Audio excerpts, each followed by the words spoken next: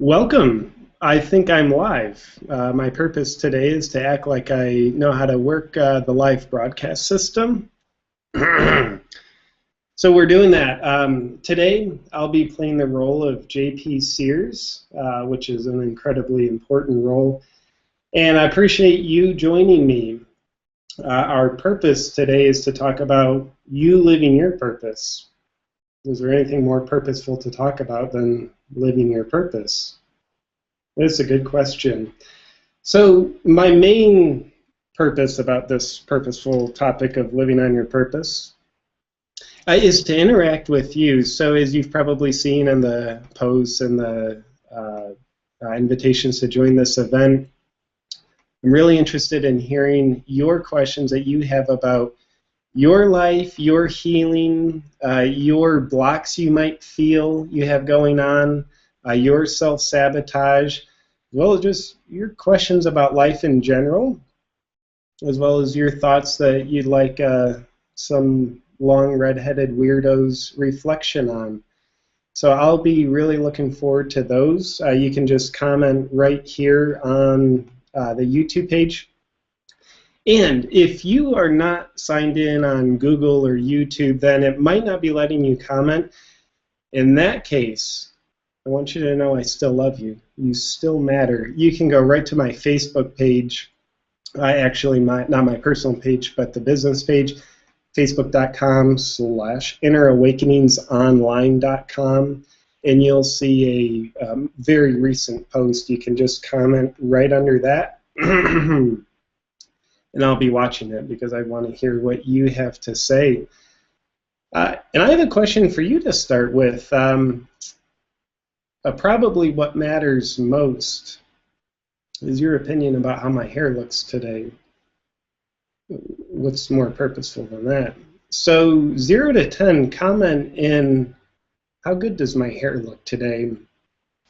And I'll only accept answers that have anything to do with between 9 and 12.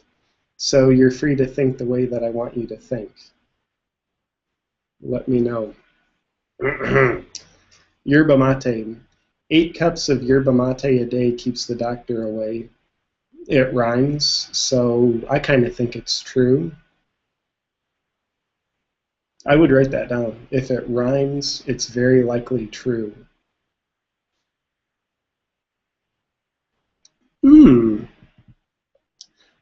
Matt, thank you for your question. No, I can't hear you. Yes, this thing is on. And by the way, I'm going to be, this will be a little bit of an ADD type setup, so bear with me. As questions come in, I'll be jumping on them as quickly as I can. And also I have some of my own opinions and insights that I'd like to share with you about living on purpose. So it might be a little bit of a sprinkling of jumping on your questions as they come in, as well as sharing my thoughts. So really our purpose here today is to surf the wave that life serves up, rather than the wave that I think life should be serving up. For that matter, I'd ask you to consider that inquiry for yourself. As you're going about living your life, you might have your expectations, you might have your wants, needs, preferences about how things should go. And then there's this force of nature called life. That it's a force of nature that is as it is.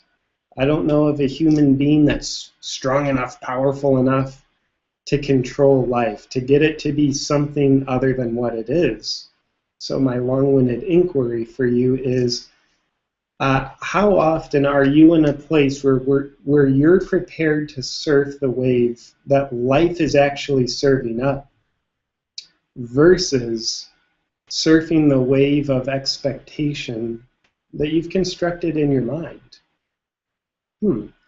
I would say in my life, one of the little insights that works for me, at least some of the time, to wake me up from my hypnotic trance of sleep, is to do my best to remind myself, watch for the waves that life is serving up. those are the ones that likely, part of me at least, believes I'm supposed to surf. If I sit on my board waiting for the waves to come that I think should be coming, then do I absolutely miss the purposeful waves that are beautifully rippling into my life. My experience is I've missed a lot of waves, thank you very much, and it's been very important for me to miss a lot of waves. That's helped teach me to look for the waves that are coming, accepting life as it is, rather than being defended about life while I try and make the world work my way, while I try and make the earth spin my direction instead of its direction. You can sit with that inquiry. Back to the questions. Inner Peace Coaching Australia. JP, how do you avoid split ends? LOL, I'm legitimately curious. LOL is Latin. It's a Latin word, actually, that stands for JP, you're an incredibly handsome devil. So thank you for that part, Inner Peace Coaching Australia, aka Christian. How to avoid split ends? Actually, the reason why I'm sitting so far away from the camera right now is because I have a lot of split ends. Life is about avoiding letting people see your split ends. Hence, an appropriate distance of about 2.5 feet from the camera is really important. I've got to get my hair cut. Thank you for the important question, Christian. Let me see who else is coming in. Does beard hair count? That's great literary skills I have. Dun, dun, dun, dun, dun. Someone thinks Thor has better hair. How do I delete that comment? My hair is 33. That's true. 33 out of 0 to 10. Cool. And thank you for joining us, Sarah. Well, again, feel free to post your questions, and as they come into your head. And let me just grab this one that's popping up. Eso Tesso, man, I am having trouble reading today, so apologize mispronunciations here. Eso Tesso writes, I'm interested in your experience regarding supernatural stuff, magic and manifestation in action. I can get some weak visuals when I close my eyes, and I notice synchronicities here and there. Do I believe in supernatural stuff? For me, absolutely. In fact, I think, by the way, you're getting my opinion. Please don't take this to the bank. You're getting the opinion of part of me. I don't even know if I believe my opinions. All I have is these opinions. So here on we go with JP's opinion. I do believe in supernatural stuff. And what is supernatural? Well, I would dare say that our human mind, as expansive as we think it is, I consider the human mind to be a very, very, very narrow scope of life. I think it's a very important scope of life, but if you only allowed yourself to see this much of life at any given time, you notice how much you're missing. So when we look through only our human mind, and by human mind I actually mean our human ego, which is just our perception of the world.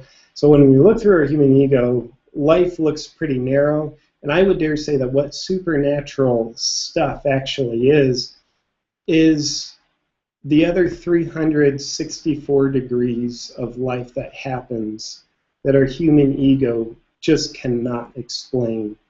So in terms of other energies that are there that aren't very perceptible or perceptible at all to our five senses, if we can't hear it, smell it, taste it, feel it, see it, smell it, we get all the five senses, then our ego likes to pretend it's not there. And when our ego begins to become undefended enough that it's willing to encounter what it can't control, what it can't define, what it can't see, that's when we start to experience these supernatural things. So how many supernatural things are there, and what are some examples? Well, I would dare say there's countless. There's infinite amounts of supernatural things. Perhaps the most supernatural thing of all is who you actually are. Who you are has nothing to do with your beliefs of self. Maybe it has nothing to do with this body machine, this pile of muscles, bones, tendons, and organs that you see in front of you. So why do we begin to be fascinated by the supernatural? Perhaps we're projecting our fascination with our true self out onto the world around us. We become very fascinated with encountering who we are. Not our beliefs of self, not our body, but who we actually are. Which is a pretty interesting way for us to begin broadening the scope of life.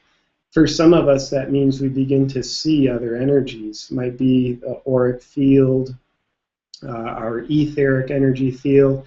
It might mean we start to be able to feel other energies. It might be like my dog Zephyr. Before I come home, he runs to the door. He knows I'm coming home. You say, well, how would you know that, JP, if you're not home to watch him do that? Well, that's a good question. You almost caught me in a lie. But my girlfriend might see him jump up. Or maybe I have supernatural abilities, and I know right before Zephyr knows that I'm about to get home.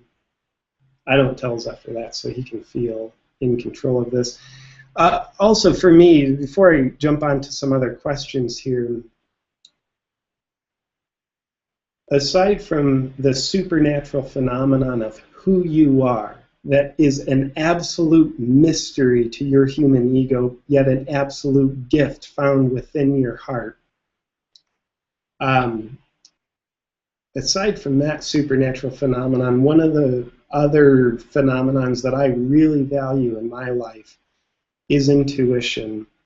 Our friend Albert Einstein says that, what's he say? He says the intuitive mind is a sacred gift. Our rational mind, our ego, is a faithful servant. So we have to question, do we live in a way that honors the servant and discounts the sacred gift? Or do we live in a way that honors the sacred gift, honors the intuitive mind, and uses the rational mind as a supplement? I liken that to when you eat food. You might sit down to dinner, and you might supplement your dinner with vitamins and minerals, enzymes, or any of your nutritional supplements. Yet, if what Einstein's saying is true, and I certainly believe it, so I'll pretend it's true, then the way most of us live where we're honoring our rational mind and discounting our intuitive mind, it's like we sit down to a plate full of vitamins and minerals, we eat those pills, and then at best, we supplement the meal with real food. On our theme for today, living your purpose in 2014, I'll get just a little bit airy-fairy right now. Would you believe that your authentic purpose, having trouble today, would you believe your authentic purpose is something that your two human eyes cannot see? It doesn't register on the human eye spectrum. Yet what if your third eye can be in tune with your purpose, your true purpose? Then the next question to ask ourselves is, how do we wake up our intuition and allow it to be a north star in our sky that begins guiding us not only into our greater purpose, but also the purpose that comes up in any given moment? What's the most purposeful decision for me to act on right now? Well, the whole topic of intuition is a whole topic in and of itself. For now, I would invite you to intend for your intuition to open, if that's what you choose. The intention for it to open, the invitation for your intuition to join you in your life might just be one of the most important parts about intuition, or how to use it. So let's just find another question. While I look at this, would you just mind pretending that I'm saying something very intelligent? My lovely girlfriend just handed me a question so that I don't have to fumble through these questions. And I'm delighted that she did that. She's feeling a little bit under the weather today, but she's still supporting me. I think she's sick from handsome poisoning. I'm contagious. Is that right? Handsome poisoning? Yeah, handsome poisoning. Okay.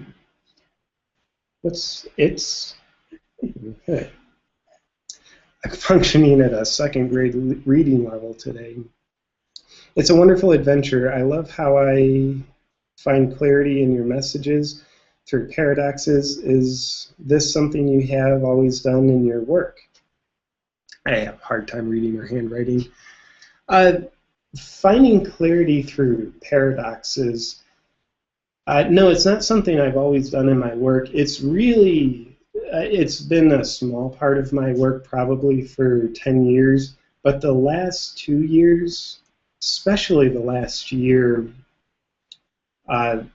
paradoxes have been a huge illumination. It's been a light bulb that's somehow really turned on, or better said, it's perhaps a ray of light that I've began to allow myself to see in bigger and bigger ways. I believe it was Lao Tzu who says all truth is paradoxical, which probably means that his statement is paradoxically not true also. Someone else one time said that the opposite of a great truth is also true. So for me, the purpose of a paradox is it paralyzes our human ego, our human mind long enough for something greater to flow through. Our egos, says JP's ego, our egos are so defended that they don't like to let things other than themselves flow through. They don't want anything outside of their control to flow into our awareness, so they keep a tight seal. And our egos tend to be very vigilant. That's why we dream at night. Our egos are sedated. That's why our dreams are so important. It's our break from our ego for us to commune with our unconscious or our authentic self. Back to why I'm holding my hands like this. When we're nailed with a paradox that strikes a chord in our heart, our defended ego temporarily goes limp. It's confused. All paradoxes are confusing to our ego. Why?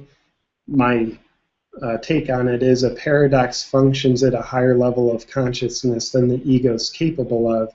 So it's like go talk to your 5-year-old child and throw an algebra equation at them and watch them stare at you.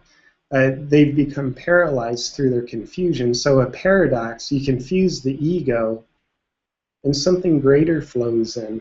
Perhaps something greater that's necessary to connect with our heart for healing. For me, it also creates a lesser degree of attachment.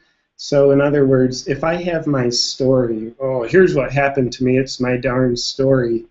If you hit me with a paradoxical story, in order to consider your story, I have to detach from my current story to consider your story, which opens up the space in between called peace of mind and stillness. Just briefly, yesterday I had my first session with a new client, and here is a beautiful human being. He's been seeing regular therapists for, I believe he said 30 years, quite a while. He's done a lot of work on himself, yet he still has a very particular block. So, of course, leaving him 100% anonymous, where the paradox came into play, I asked him about a particular age and a particular issue that happened at that age. And what happened that age involves a lot of victimization. where he was traumatized, he was violated. And guess what? He had worked with that enough, that he had kind of juiced that orange enough. He had processed the emotions that came up through victimization. So my purpose with him was to ask him to take a paradoxical look at it.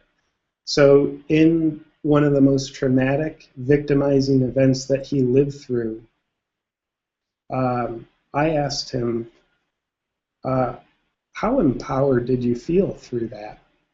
And he said, not at all. And I said, well, of course, part of you didn't feel empowered. What if another part of you felt empowered? So he actually began to find how he found a sense of power through the trauma that happened to him. Hence, he stayed identified as the victim, and his life has been put on hold for a long time. To get him disidentified with the victim, had to create a paradox. So with that said, I love paradoxes. I could talk about them all day. But for now, to do you guys the justice of me not just entertaining myself with paradoxes, we'll talk about something else. Paradoxically, we'll likely be talking about paradoxes, whether you recognize it or not. Paradoxically with purpose, just real quick, look at the most purposeless events that have ever happened to you and find the purpose of them. Find the pleasure in your pain and find the pain in your pleasure. Realize that in order for you to grow stronger, is it also necessary for you to embrace your weakness, for you to be able and capable to journey gracefully into your future? Is it paradoxically necessary for you to resolve your past? Another paradox. If you want to know what your future holds, just look at your past. It will be a mirror image unless you bring conscious processing, healing, and vulnerability to where you're stuck in the past. At least that's my opinion, says a part of me.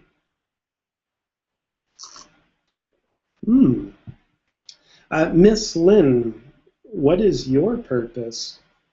Good question. Depends on which part of me you're asking. If you're asking my ego in general, I would say my purpose is to gratify myself. My ego would also say my purpose is to feel significant. And I'm okay with that. I'm a dysfunctional human being. I just do my best to be delightfully dysfunctional. And if you ask more of what I would call my heart, maybe even my spirit self, what is my purpose? I don't know. Yet here's my opinion of what my purpose is from more of a higher perspective. Excuse me, I would dare say that my purpose is to be a river of compassion and reflection for myself and other people. P.S. I don't know that that's true. It's just the opinion I have about what one of my higher purposes is. Purposes is, I think I'm listening to myself a little too much here. And I would ask you in return, what is the purpose that different parts of you have? You say, well, what do you mean? Well, if you consider your child self, your adult self, just those two different parts of what I would call your ego, what's the purpose of each one? I know for me, the purpose of my child self, he wants to play. He feels very in tune when he's playing. The purpose of my adult self, I mentioned the river of compassion, reflection, that tends to play out a lot through my work. So if my adult self is really living on purpose, I can forget about this other part of me, my child self, my inner child, that can have his purpose stepped on if I don't realize that I likely have more than one purpose in any given moment. Different parts of me have different agendas of life. And I would also dare say that's one of the reasons, at least for me, why I consider it to be very important to know thyself.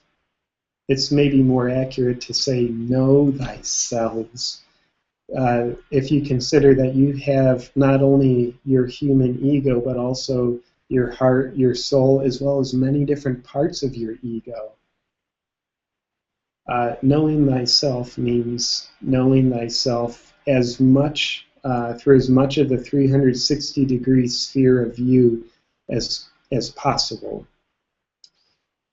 Appreciate you asking about my purpose. It's got me a little bit more curious about what the heck my purpose is. I would also guess the biggest chunk of my purpose is something I somehow can't comprehend. It is maybe yet to be revealed to me, or it's just something that JP, the human being, can't comprehend. And I'm okay with that. Does living your purpose mean that you know what your purpose is? Or does it mean you live your purpose? It's something I'd ask you to consider. The purpose of life isn't found by finding the purpose of life. Maybe the purpose of life is always found through living life, not finding the purpose. Yet I love the question, and heck, I love the title of our theme today.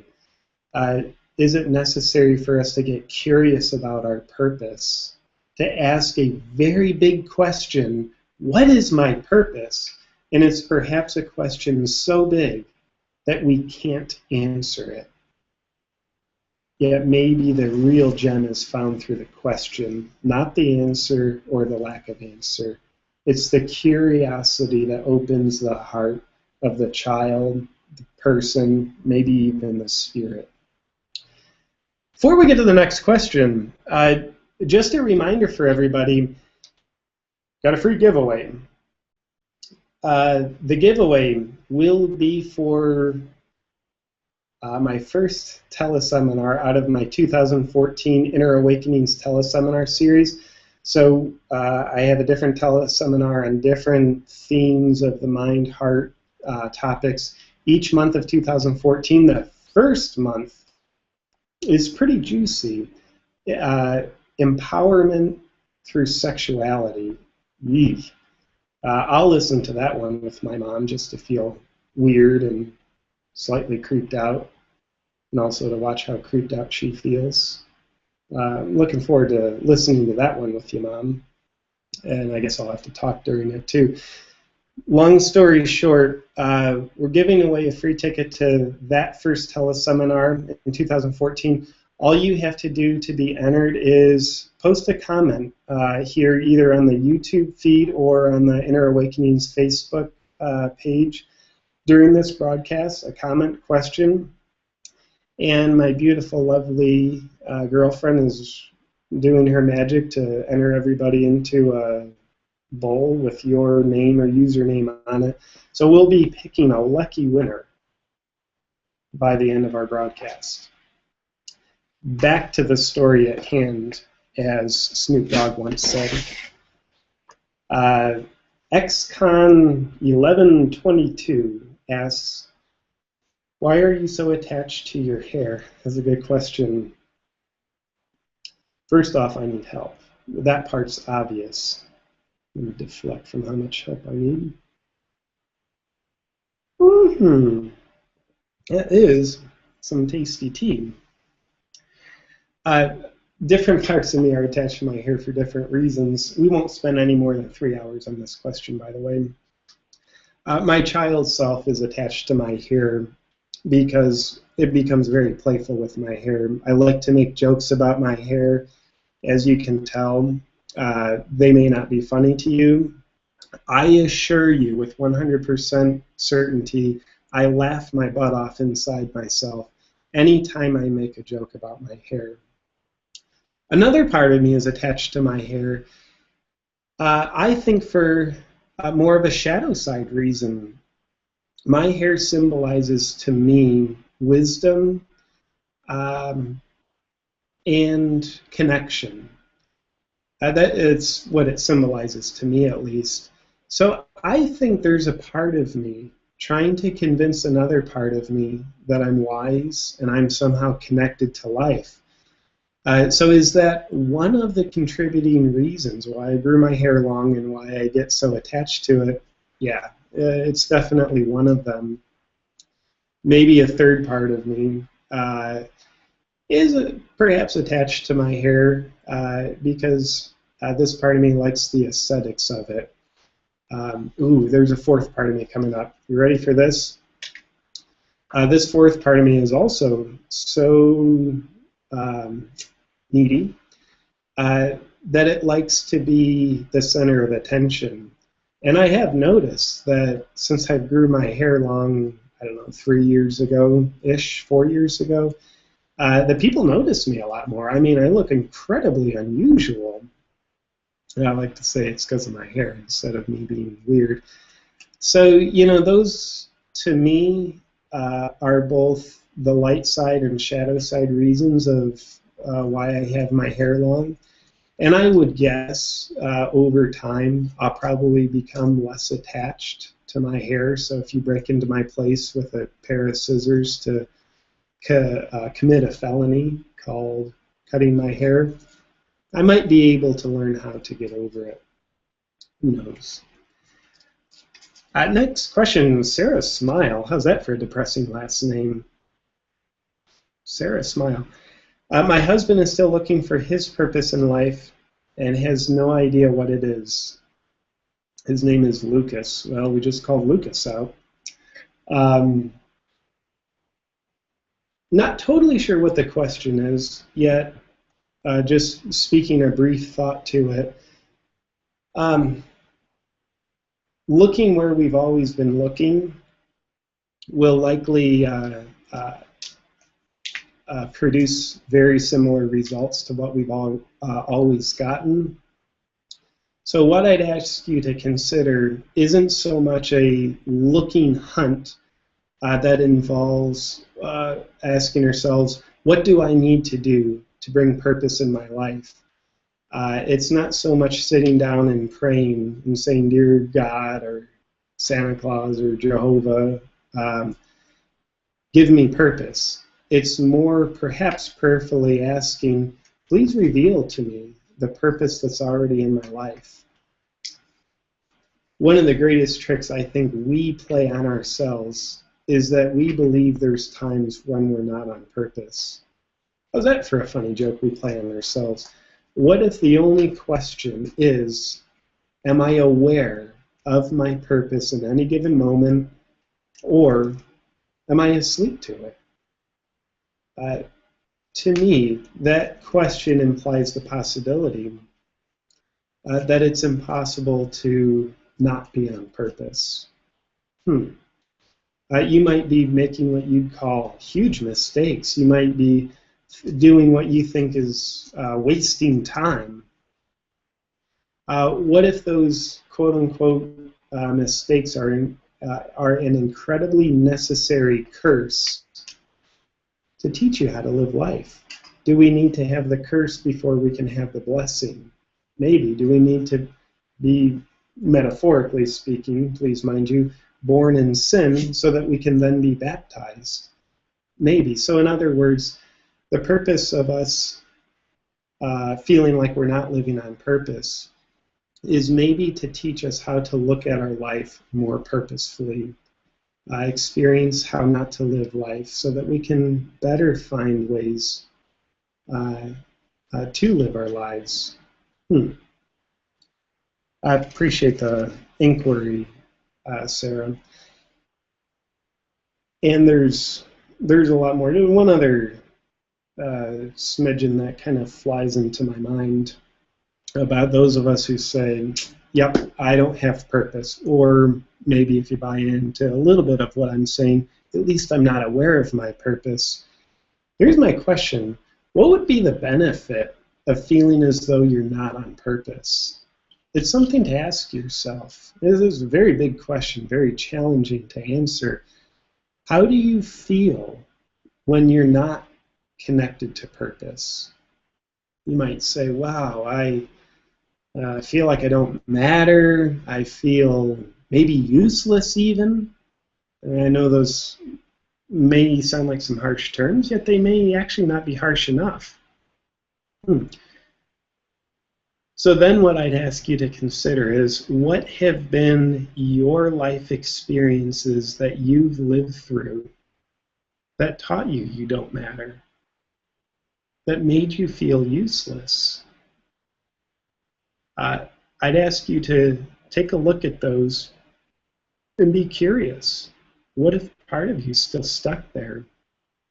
The reason why it won't allow purpose to be seen, felt, and experienced in your life is perhaps because you're looking at your life through the lens of a part of you over here that's still stuck in a wound, pain, trauma of an experience that taught you you don't matter and that you're useless.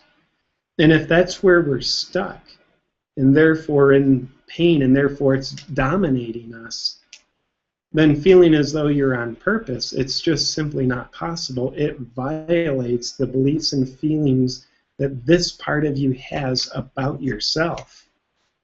So in other words, could we even say that feeling purposeless is a way that part of us on the inside validates how it thinks about itself and how it feels about itself? So then you and I get to ask the important question, why? Why does this part of me feel useless and like he doesn't matter? That opens up an important door to walk through. What happened to me? What do I need to consider about my past? A quick little thread that I'd also attach to these previous thoughts is any of us can take a look at painful experiences we've been through and look for purpose in it. I would dare say healing will not be fully potentiated unless we can find purpose in our painful events. Regardless of how big, traumatic, horrendous, or minuscule it was, would you believe that part of you stays stuck in your experience of those events until you can bring the light of purpose to it? You might say, no, I was beaten as a kid. There is no way in hell that has any purpose. I was abused, it was horrible, it was painful.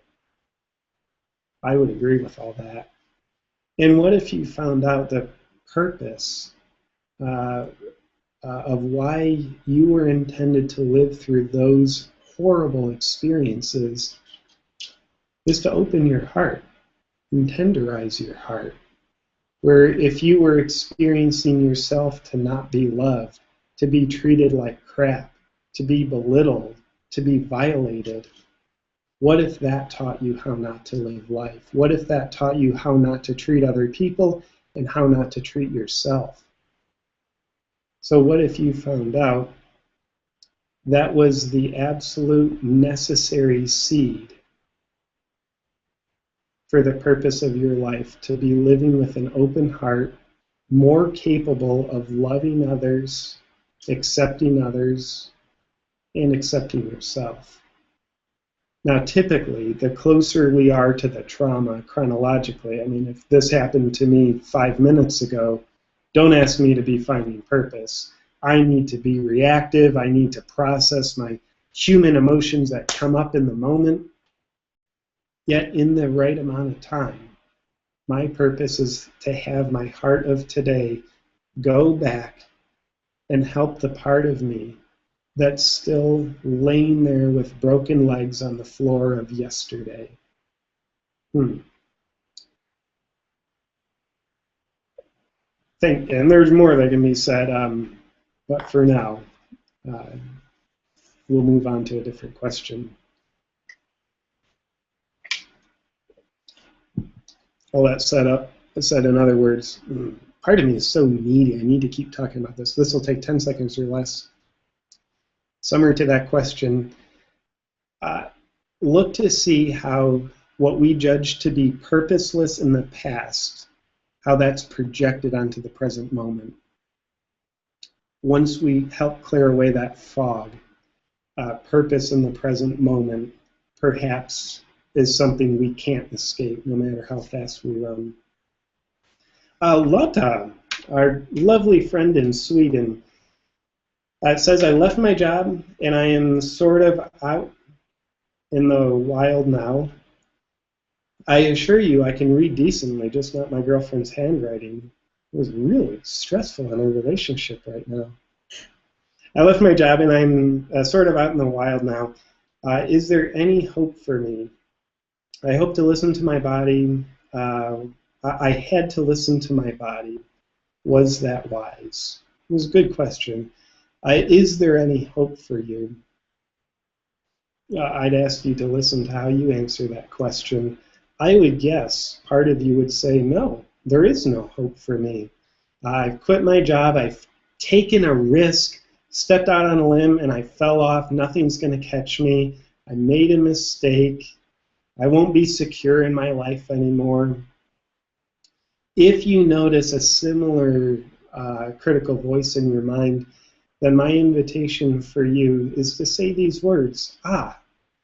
Part of me is getting her needs met right now as a victim.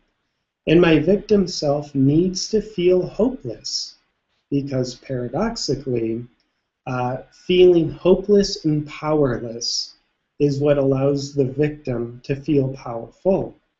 Now, another part of you, Loda, I'm guessing, wants to live beyond the victim part of you. So this part of you does see hope. It does see your yellow brick road rolled out in front of you, and it wants to walk down that because this other part of you feels that's empowering. And your victim self sits back here and says, no, no, no. What's empowering for you is disempowering for me. So the more victim I can make myself, the more hopeless, the more pathetic, the more I can feel crappy, the better I'm going to feel. The more powerless I can feel, the more powerful I feel. That's the seduction of the victim archetype that we all have inside of us. The question is it playing out in this moment or not? I would assure all of us, our victim self, no matter how much it says, I want to get better, I want to change, the victim itself does not want to change. So our purpose, if I was pretending that I know what I'm talking about, is to have our heart of today help our victim part, which in my experience typically has its roots in our childhood when we learn to get our needs met as a victim, where if I need to be the small, pathetic one in the family just to fit in, I'll do that. It's an unconscious, energetic dance that some of us do. So have our human heart look and see our victim part. Our inner child gets her needs met as the victim and realize she'll always be that way and she'll always have power over me unless I help her get her needs met differently. Instead of her only source of power being when she sits there feeling pathetic and hopeless, what if we begin to pay attention to this part of us and teach her that she matters to us? Not just when she's a victim that she matters, but she matters for who she really is. Where we look at the victim part of us and say, you know what? I want you in my life. You're welcome in my life. And I can now see that I've been fighting you. I've been trying to make you go away. And I apologize for that. I apologize for treating you so unlovingly. No wonder you've been persisting so much. I've been resisting you a lot. And much like bacteria, when you try and kill them with antibiotics, creates antibiotic-resistant bacteria. So when we take a look at the parts of us that we think don't serve us, oh, the victim is hopeless. If we try and kill them, make them go away, that's basically us hitting them with antibiotics.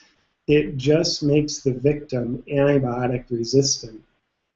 So, criticizing the victim is one way to do it, and we know what we're going to get with that. Or giving the victim part of us something that she doesn't believe she deserves, which is your time, your attention, and your acknowledgement.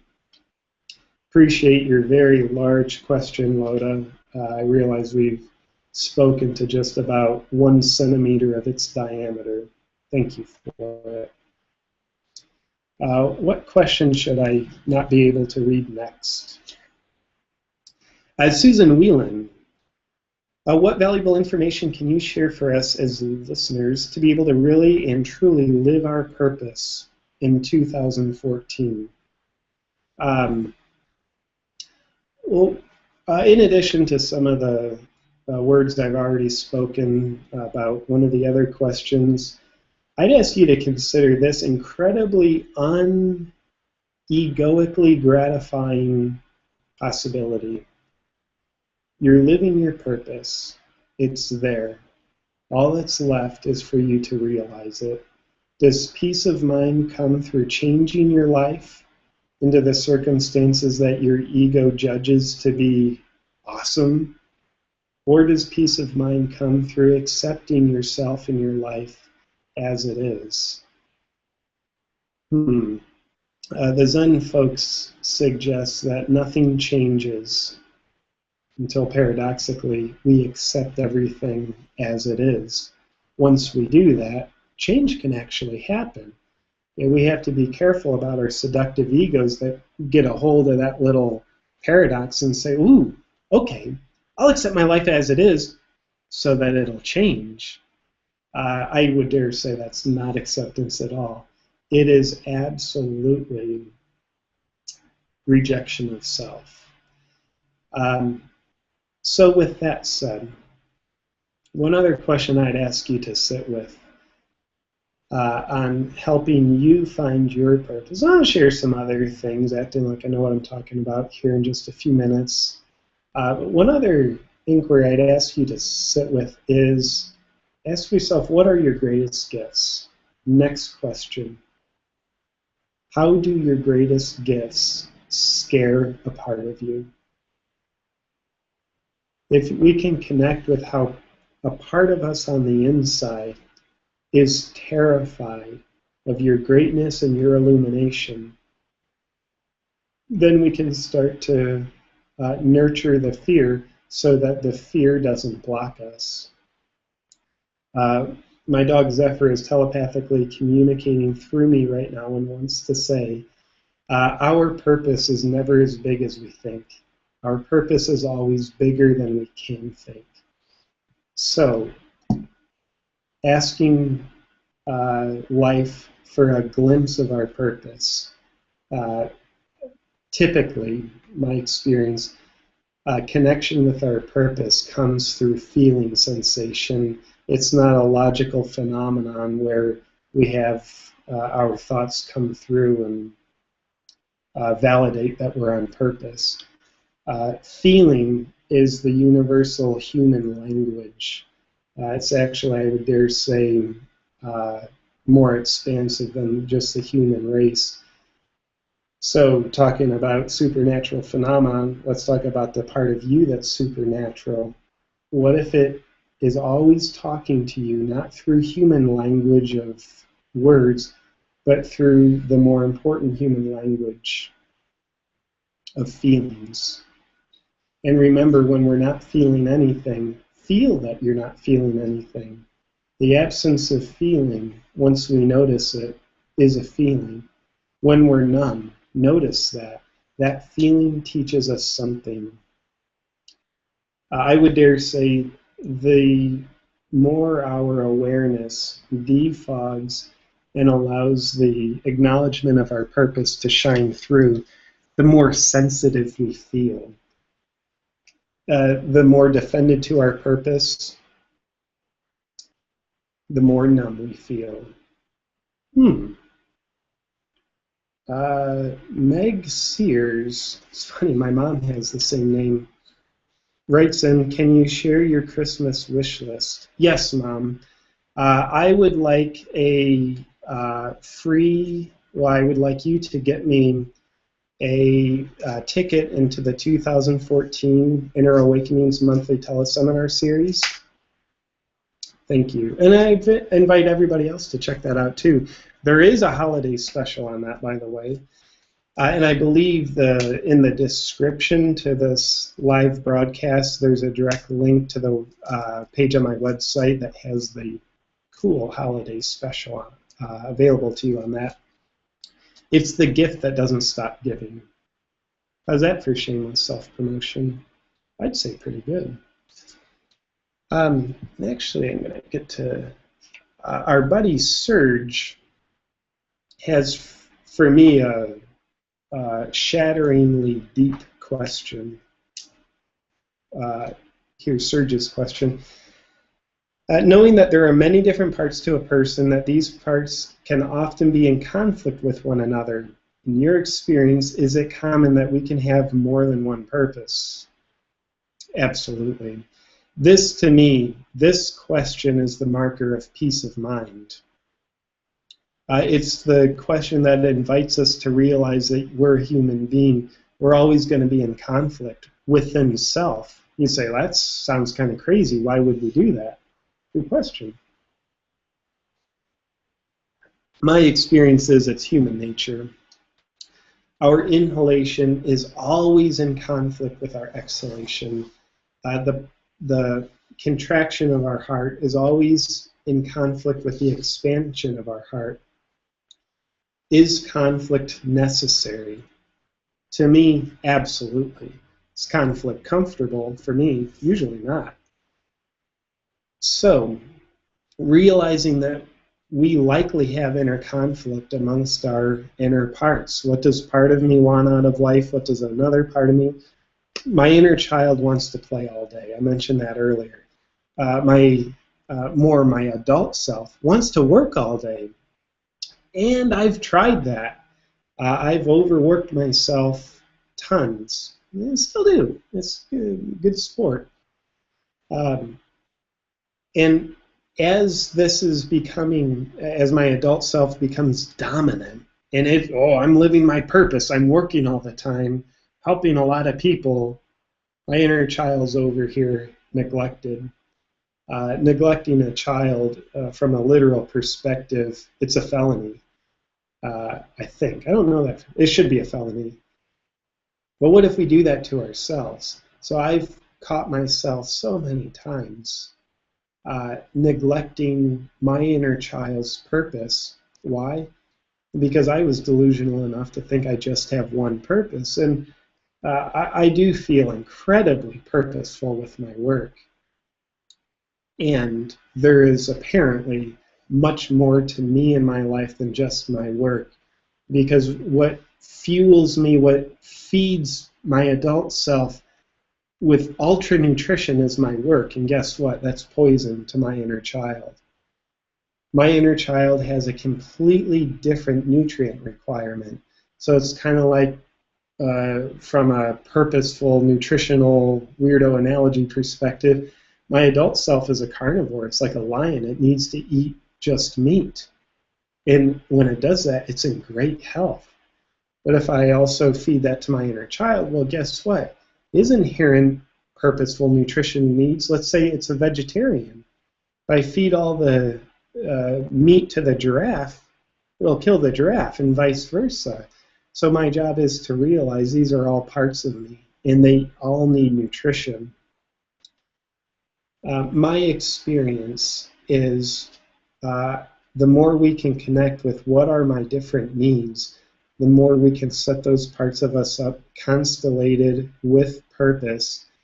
And we tend to learn how to do that by learning how not to do that. As I mentioned, after I get incredibly resentful at myself for overworking for months straight, I realize, okay, I've been in conflict with my inner child over here. Another chunk of Serge's question, I'm also curious how it feels when you are living your purpose. How does it feel different to being ruled by your ego, compensating for your perceived inadequacies? A good question. Personally, how do I feel when I'm living my purpose? I feel as though I'm supported by something bigger than myself. I would also get a little airy-fairy here, so put on your elf slippers and sit on your magic carpet and have a sip of green Kool-Aid for a moment. I would also say when I feel on purpose, I feel as though something else is directing me. Where a lot of times when I'm having a conversation with a client or leading a class, workshop, retreat, I say words and I have zero idea what I'm going to say until I hear myself say it. And I'll say things that I don't understand because it feels to me as though there's a purposeful direction of something coming through me. Sounds pretty weird. Thank you very much. I think it is. For me, what else happens with feeling purposeful? When I'm feeling purposeful, personally, the decisions that come up in front of me, when I make the decisions, I don't think about them.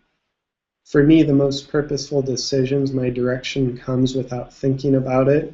I personally don't like to make decisions based on what I think. I like to make decisions based on maybe what I intuit.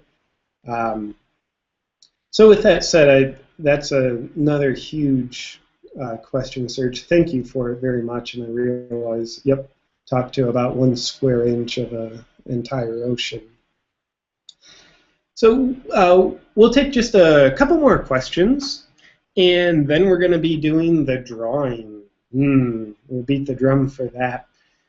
As I realize you guys all have a life of your own, I would love to be here all day with you, yet I'm guessing that you'd start to resent me for keeping you attached to the computer. So before we get to the drawing, Matt Marchant of the Marchant Method asks, it seems that to give life a purpose is to judge life. It also seems that judgment of something comes from the ego. So, is living purposefully another ego control drama? Cheers. I love Matt's question because for me it contained a very illuminating answer. To look at our life and say it's purposeful, is that judgment? I would judge that to be judgment. And to look at our life and say it's purposeless, I would also judge that to be judgment. And is one of the purposes of life to be able to experience judgment? I would judge that purpose of life is to be able to experience judgment. And do I judge that to be a good or a bad thing? I would say yes. So for me, Matt, I love your question. The last part of that is living purposefully another ego control drama. Absolutely. To me it is, at least. For me, the drama really comes in through the ego belief that says it's possible for you not to be on purpose. And then that belief can have an even greater gravitational pull when it says you're not on purpose. Is that an ego control drama? For me, absolutely.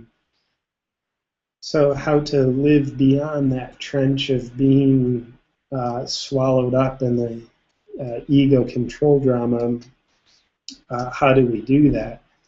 Maybe we realize we're delusional as heck. We have an ego. We realize, yes, part of me makes up the story, I'm not on purpose. The more we can see the story, the more we become something other than the story. Once we see the story that part of us writes, then we look for the author. Which part of me writes this story? Yes, it's a control drama, and yeah, it's okay. It's just I don't want to be completely controlled by it. So for me, seeing the drama created by our ego helps us not be the first-person participant of the drama where we become a slave to our own deception. I would say seeing the control drama helps us become more of the observer, see life more through our heart, more through, I would dare say, even our spirit self, so that we don't have to be the slave, so that we can see, yep, This drama, it's part of my life, but it's not my whole life. Personally, there's times when I feel incredibly purposeful, and then there's other times where I go into a slump. Yes, I'm doing the same work and working with wonderful people and doing work I would judge to be really meaningful, yet why do I go into the slump sometimes? It's because I fall into the trap of being a slave to my ego control dramas. Why does my ego want to create control through the illusion that I'm off purpose? I would dare say, when my ego feels in control, it feels powerful. When my ego feels not in control, it scares it. My beautiful friend and mentor, John McMullen, for me, he has a very interesting definition of fear. Fear is simply when we feel as though we're not in control from the ego perspective. And I would dare say, from our spirit perspective, surrendering control is what gives us power. The more I can live in a state of surrender, open hands, inviting life, rather than clenched fist control. This is perhaps strength to our spirit self, true empowerment, and our ego perhaps judges that, feels disempowered by it. And is that one of the reasons why we need to learn how to support ourselves as we endeavor in our journey of healing, growth, and self-realization. And vice versa. The ego says, this is power, I have control.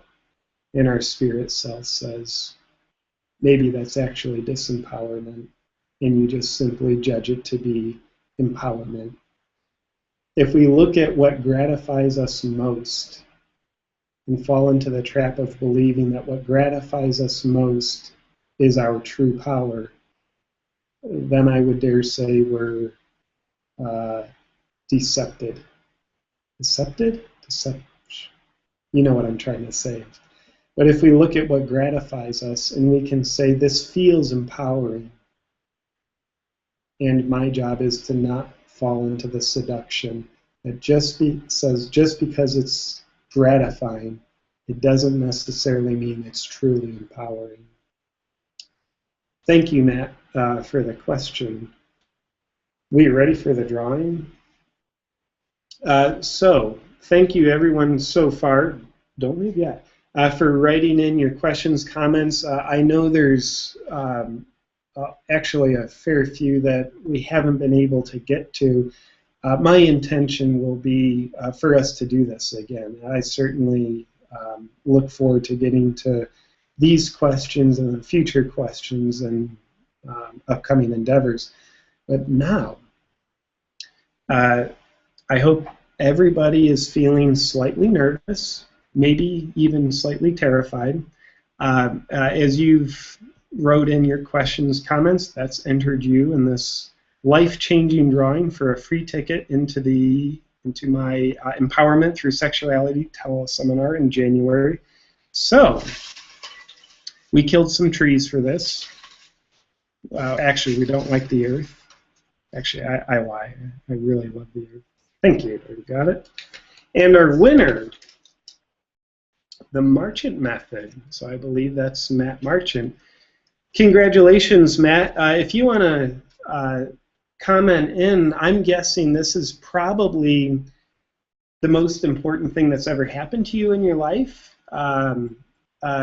Probably 5 or 6 times more of a thrill than getting married, having a child, probably way more sophisticated than even you being born.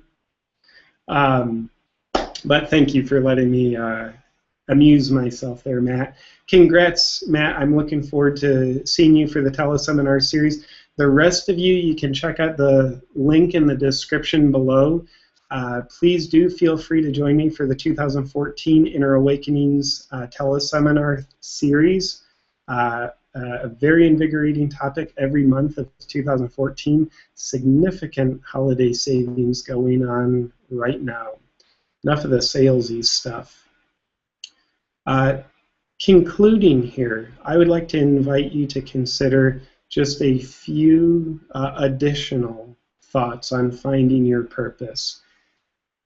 There's the difference between purpose and the illusion of purpose. And as Matt pointed out via his question, the illusion of purpose is a control drama of our ego.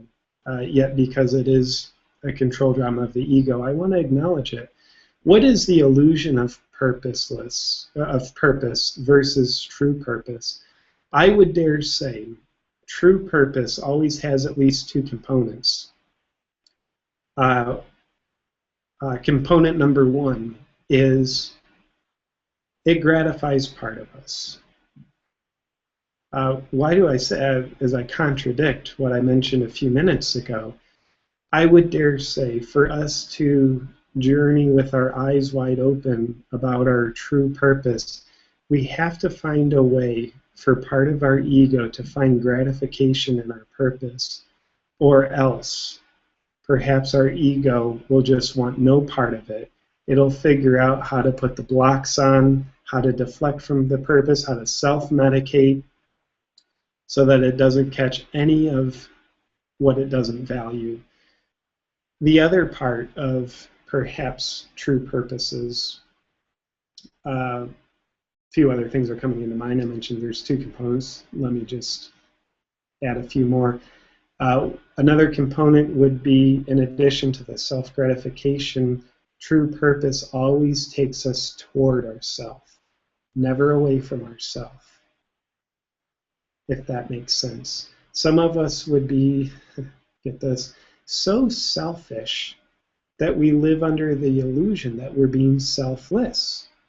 We pretend that we're Mother Teresa, where we say, my purpose is to do everything for everybody. I'll give everything to everybody. I don't need to meet my own needs. I'll do it for everybody else. First, please find the self-gratification of that. You say, no, I'm doing it for other people. Well, how do you feel about doing things for other people? You say, well, it makes me feel good. Well, I would dare say that's the self-gratification. Maybe allow yourself to be so needy where you recognize, yep, part of me wants to feel good, so I'm going to do things for other people. That's okay. It makes you human. Or you can deny it. Either way. So taking us towards ourselves, I would dare say that genuine purpose involves us swimming into the mystery of our own self. Swimming into the mystery of our own self implies that we're encountering unknown territory. Hence, it's a mystery. And therefore, as we're swimming into the mystery of our own self towards ourself, maybe genuine purpose invites us to connect with parts of ourself that we don't know, that are there, that have yet for us to recognize, find connection with. So self-realization, by definition, means we encounter unrealized parts of ourself through our purpose. For me, the main takeaway there is living on a true purpose should scare the hell out of part of you. Mystery evokes the emotion of fear. What's more fearful than the mystery of your own self? If you found out that who you are has nothing to do with the stories you make up about who you are, would it be a little bit unnerving then to figure out who you actually are? If you and I make, if we have no purpose in our life greater than self-preservation, life will feel like a burden to us. Could that be true? Yet if we allow part of our purpose of life to be not just self-preservation, yet self-realization, maybe now life begins to have multiple colors. Maybe now the gravity of life is displaced by levity of life, where we feel supported. So would you be willing, as you encounter your own curiosity about the mystery of your own self and the mystery of your purpose, Would you be willing to have your eyes and, more importantly, your heart open to encounter more of who you are? It's a consideration, at least. With that said, I would also just add on in closing, living true purpose implies that we're mostly in a state of surrender, not control. And it's okay if you're like me, where you'll oscillate in and out, or, oh, I'm being controlling. And now I'm in a state of surrender. Knowing where you are in any given moment helps you not be a slave to where you are in any given moment. And I would also invite you to be purposefully delusional about your purpose. You might be listening to what I've been saying through the broadcast and say, wow, our purpose is bigger than we can think. I'll never know my purpose, so I won't even think about it. I'll just sit on the couch, watch TV, and I'll feel better about myself because I can control the television. I've got a remote. That's good.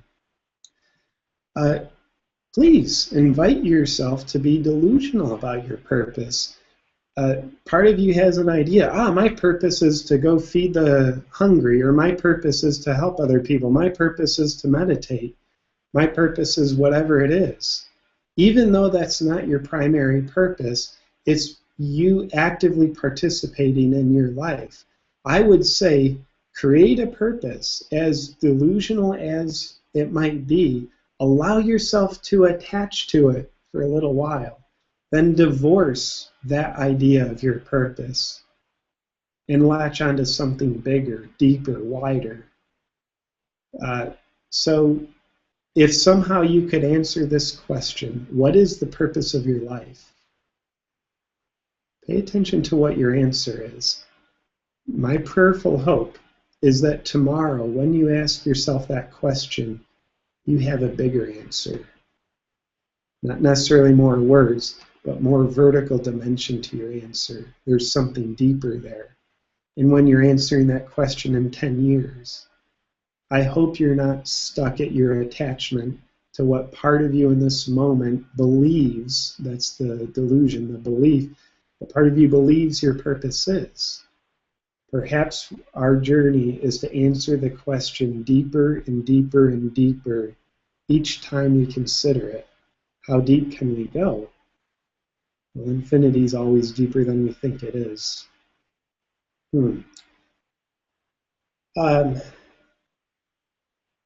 Last thought before we sign off and fall into Christmas trees and yell at relatives and deflect from life, would be to consider that your significant purpose is always found right now. It's always in the present. You may have ideas of, well, I'm meant to start this business and then it'll be a long project. Sounds like a great purpose. Yet, what if you allowed that to be a supplemental purpose, where any purpose that you can conceive that isn't in this present moment, you let that be a supplement. Yes, it's there. It'll be my secondary purpose.